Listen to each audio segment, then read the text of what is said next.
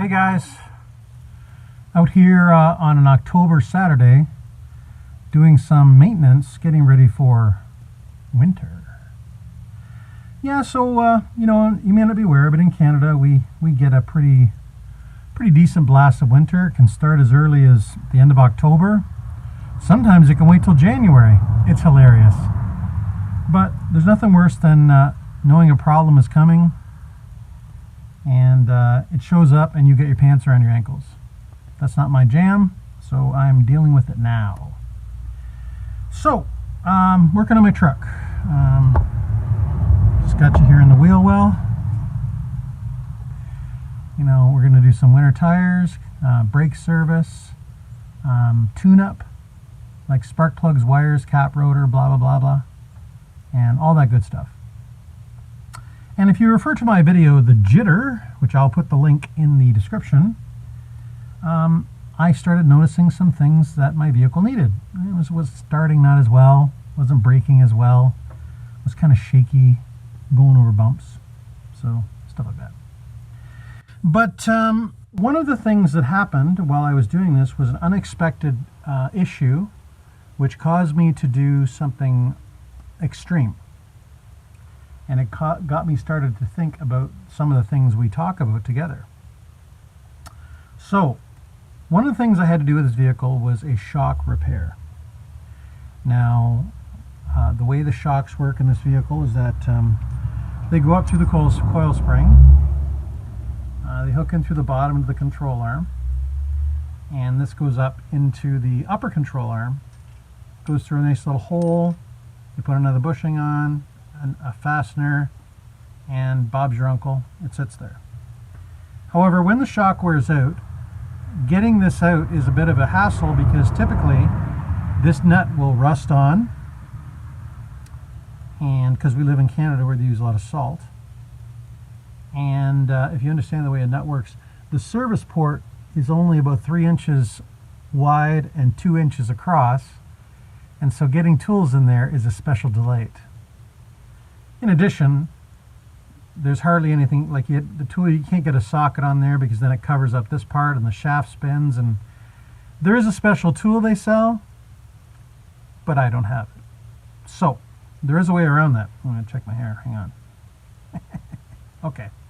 So, the unorthodox way of doing this is when the nut is on here and it's inside that service port, you take a ratchet, you put it on there, and you actually start twisting it. Not twisting side to side, you actually start twisting the metal. You twist, turn, twist, turn, twist, turn. And basically what you're inducing is what's called metal fatigue. And eventually this will snap, and it allows you to get the old shock out because the service port is ridiculously hard to get into. And then you can install the new one and there's peace in the land. However, the worst case scenario happened to me. That part that I showed you just there, only this top part came off. It left the nut installed. So that basically leaves me SOL. I can't access the nut anymore. The service port is only 3 inches by it. Like, I can't get tools in there. It's ridiculous. So what many people will do in a circumstance like that is that I have a couple choices. A, the shock still is there, so I could just leave it and deal with the problem. B, I could stitch up this vehicle and call a garage and pray to sweet Jesus they can fit me in, go down there, have them hum and a ha, say, oh, this is not a book time job, we're going to have to charge you by the hour, and, 2 hours later, I'd have my new shock in. So 2 times 150, $300. Plus all the time, plus all the, for lack of a better word, horse shit. So what do you do? So I had to actually go and do something unorthodox, but something I've done before because I've used these vehicles for a long time and I'm familiar with their quirks, is I actually had to go and cut. I had to go cut the upper control arm to give an access port, and in doing so, I was able to reach the bolt. I was able able to drill it out. I don't know if you can see that or not. It's able to drill it out and make it work. Now, if you had gone to a garage and they were changing your shocks and they tried to do this and a customer knew about it, they wouldn't be happy about it. That's why garages, they have like a acetylene torch, and acetylene torch you could burn it off. But here I'm at home, my need for an acetylene torch is next to never, so I don't have one. But in doing that, myself, some guys will say, oh, you've weakened the strength of the upper control arm, and well, I took a notch out of it. I don't go off-roading. The vehicle's not lifted. I've done this before. It's fine. And so this refers to what I've often said to you folks is that, or I've mentioned, is that there are a lot of people who, when faced with a problem like this, or faced with something that they know they have to do or could do, they can't. They have the but. But what happens if there's an issue? But what happens if I can't get the thing off? You know, what am I going to lift it? But, you know, there's just lots of buts. And the drive of a lot of the things I talk about are how your learned behaviors are speaking. Your learned behaviors from your childhood, your taught behaviors, and the things you watched are always whispering in your ears. Always whispering in your ears. And there comes a point when you get to a certain age that you start to recognize that a lot of those things are not good and are dysfunctional. But there are many folks who simply say, but I can't get rid of those people. I'm related to them. But I can't get rid of those people because I've always known them. But I can't stop doing this because I'm addicted to it. But I can't fix the problem because I'd rather live with the issue. Really?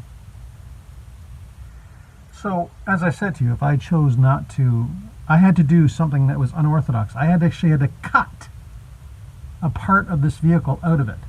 That will never go back in. I cut it out. It's a little 1-inch piece of metal. It's never going back in. I mean, I guess if I want to get real fussy, I get a welder and weld it back in, but it's not necessary. And now that I have fixed that, I'll put the shock in, it'll work fine. Everyone's going to look at this vehicle and drive in it and be like, oh, this is a nice vehicle, drives nice, blah, blah, blah. They are not going to know that I had to cut a piece of it out. So, in regard to yourself, you might be saying to yourself, but if I cut my association out with this person, how I'm afraid to do that. Well, if you don't do it, you have to live with your broken shock. And I guess that's okay, but there's no one who buys a new car who goes, oh yeah, I'll take the one with the broken shock. You can, as I've often said, if you take inventory of the things that you know are holding you back in your life, you can make a list. And it's either going to be behaviors, people, environments, maybe even stuff you're eating, maybe places you're going. It's going to be stuff like that. And you might have had these associations your whole life. Your whole life. Fact is, one of these associations might be the first face you ever saw when you were born. But when you identify you have a problem, and the difference between when you have a problem, you can decide to either deal with the problem, solve it, and I'm not saying it won't reoccur, but you'll know how to fix it in the future, or you can just let it sit there and fester. It's like this. Imagine your fridge stopped working. Are you going to put up with the rotten food as it just sits there and becomes a glorified cupboard? Or are you going to call the repair guy or get a new one? And this bodes well in regard to if your relationships have gone to shit because of sabotaging behaviors that you know you have. You can choose to not call the refrigerator repairman and live with the rancid food, which will probably end up killing you. Or you can solve the problem. Now, in this particular case, it may require, in regard to the refrigerator repairman, you're going to have to pay him, and you're going to have to, or if you buy a new one, you have to buy a new fridge. I understand that. And that's an easy thing. Now, in regard to my car here, it's not just the fact I could go get someone to fix this. It's the horse shit. I got to put the wheels back on and drive there and pray to sweet Jesus they have them. And as I mentioned in the past, there's a competency crisis going on right now. You wouldn't believe the hassle I had trying to get my furnace fixed. That'll be for another video. But that's beside the point. As I said, when you take that inventory and you know that it's time to cut something out, there's so much better things waiting for you. Now that I have cut this thing out, oh man, I'm going to put this new shock in. I'm going to put my winter tires on. This thing's going to roll down the highway like a Cadillac. I'm not going to worry. When I hit some bumps, I'm not going to be like, oh. I'm going to be like just gliding over the bumps. Just gliding. I'm going to be, when I put an extra load in the car, I'm gonna be like, oh, I'm not going to even worry about it. I won't hear that spring shake I used to hear. I'm just going to be like, oh yeah, I can take it because I did the appropriate measures to cut and repair. So I'll leave you with this final thought. If you have something you need to repair or remedy, don't let yourself be stopped by the but.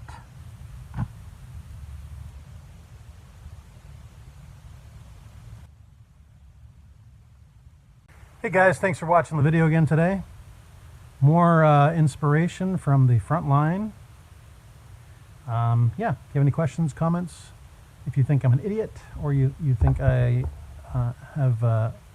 you're getting some value out of this kind of message, yeah, drop a comment. Like, comment, subscribe. Do it on YouTube if you can. If you come to me here from my Facebook page, I prefer if you do it on YouTube. Yeah, just fun stuff as we eliminate the buts in our life. Thanks, guys.